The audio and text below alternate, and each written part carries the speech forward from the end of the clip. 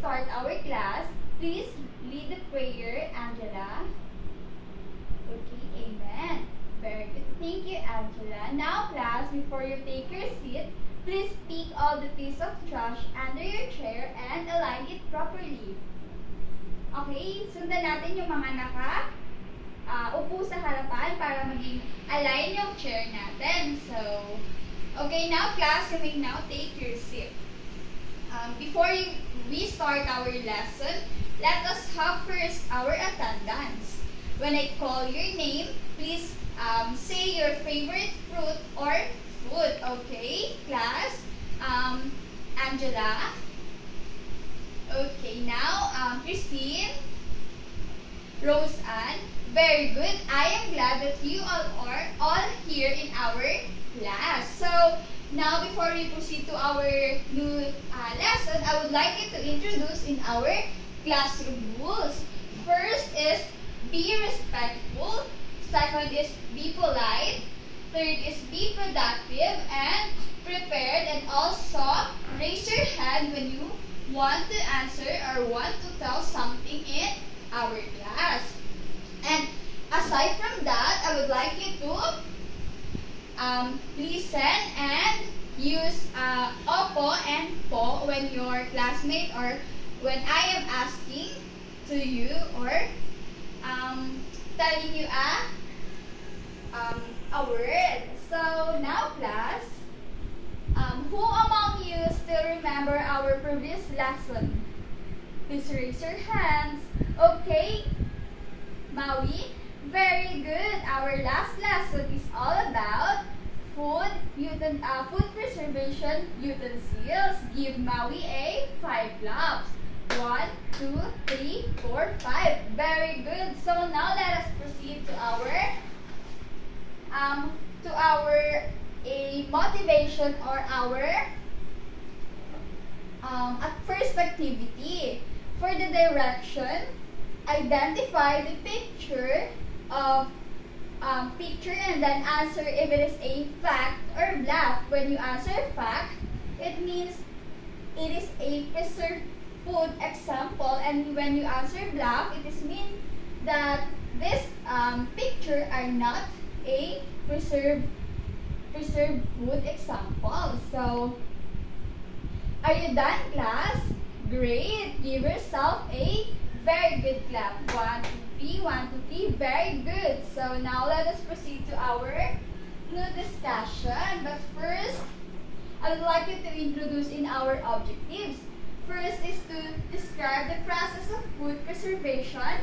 Second is to identify the products of food preservation. And last one is give the importance of product for each food preservation method.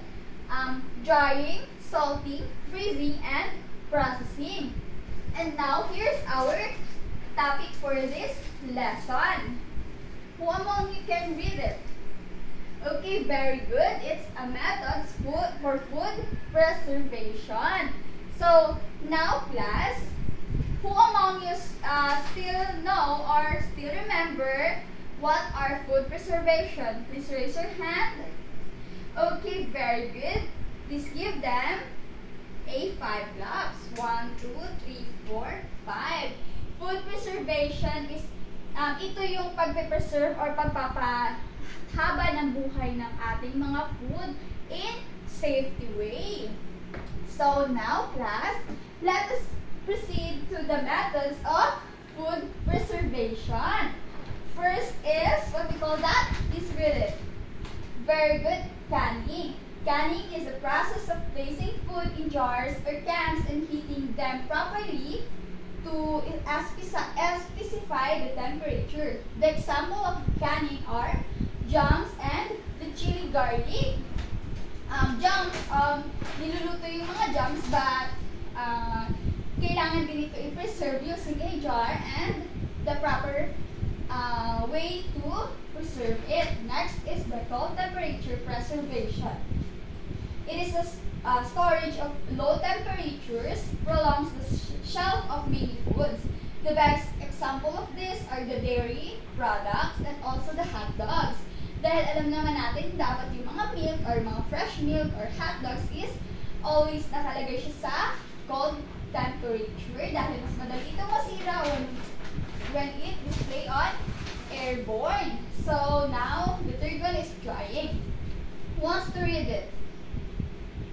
Okay, the best example of drying are the mangoes and the banana chips. Alam ko naman na alam ninyo kung ano yung dried mango and the banana chips. And then last, the fourth one is the pickling. It is a process of use an acidic brine to preserve a food. For the example of it are achara and the mushroom pickles. Alam naman natin na kailangan ng achara ng good preservation or the acidic brine. So, next are salting. Who wants to read salting? Okay, salting are preservation with salt edible. The example of salting are daing or the bagoong. Alam naman natin kung ano yung daing at paano yung process ng paggagawa nito, class. Okay, very good. And last one are smoking.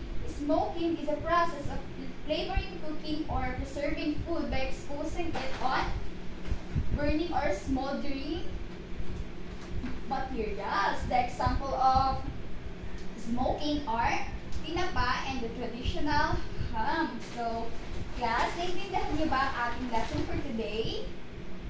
Great! So now let us have another activity entitled Guess Me. For the direction, identify the products in the picture and label it with the preservation method: drying, smoking, salting, pickling, canning, and cold temperature.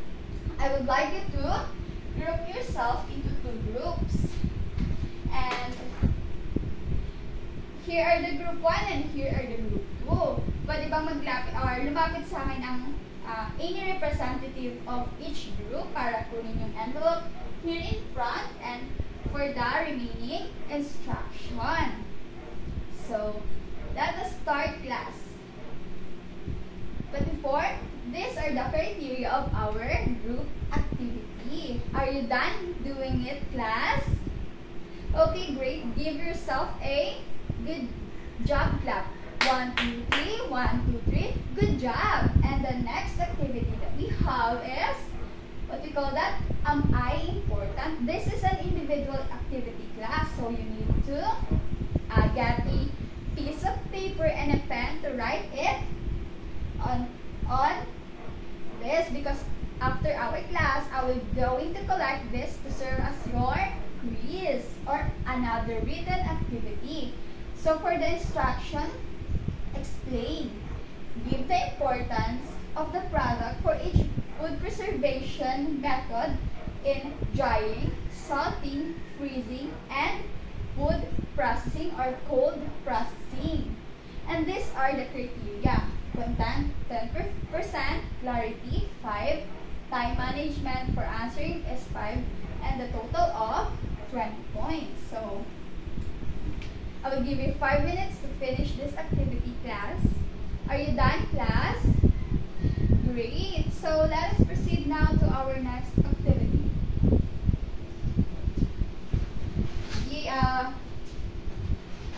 I will going to read the instruction first, and after that, I will going to give you a time and a criteria to make it properly. Our activity titled Let's Try. For the instruction, do the process in drying banana by following the procedure in the video presented. I am going to present a video first, and then after that, you're going to do it in your own. So, here are the criteria of your activity. Product outcome is 15. Following procedure 15. And the time management, also the teamwork, are 10% for the total of 15 points. This is by group also. Sorry, nagkamali ako kanina, but this is a group activity. I'm going to group you into 4 groups. These are the group 1, and at the back is a group 2. At here at front, group 3, and at the the group 4. So, now class, I will give you 5 minutes to finish this, preparing or manipulating your activity. Then after that, I will give you another 3 minutes to finish and explain it on front. Did you understand, class? Okay, very good. Are you done doing it? Okay, give yourself a wonderful clap. Did you know what is wonderful clap, class? Okay, I'm going to do it first and then you do it after me. So here it is, the wonderful clap. 1, 2, 3, 1, 2, 3. I am wonderful. So class, do it on your own, please. Okay, very good. So now class, let us recall in our activity or lesson for today. How many methods or how many procedure that food preserving has? Just raise your hand, class. Okay, Anne-Marie? Very good. It has a 7. And who among you can give a 2 example of it? Okay, Loreto? Correct. Smoking and baking. And then last one is, what do you think it is important to do food preservation or following the method to do food preserving in our health or in our life? Just raise your hand. Okay, Maui? Yeah, it's correct. So we need to follow or we need to do the food preserving to be healthy and para hindi rin ma-contaminate or masira agad-agad yung ating mga food. So now, class, give yourself a 5 claps. 1, 2, 3, 1, 2, 3. Very good. So now let us proceed to our quiz. Get one piece of paper or one for piece to be specific and a pen. I'm going to show it on the screen. For the direction, read the question carefully and write the letter of the best answer. I will give you a 5 minutes to answer this activity or this quiz. And aside from that, no cheating, class, because kapag may nahuli ako sa inyong nag-cheat or nagkokopyahan, ang gagawin ko is magkakaroon sila ng oral quiz. So, naintindihan ba natin, class? Okay. So, let's start. Tapos na ba kayo, mga bata? Okay, very good. So, now let us give you a round of applause. Okay, now, class, please stand. Before you stand, please copy this assignment. Get your notebook and your pencil. Write it on your notebook. For the assignment, is choose only one method of preserving food and make an example of it and bring it on class.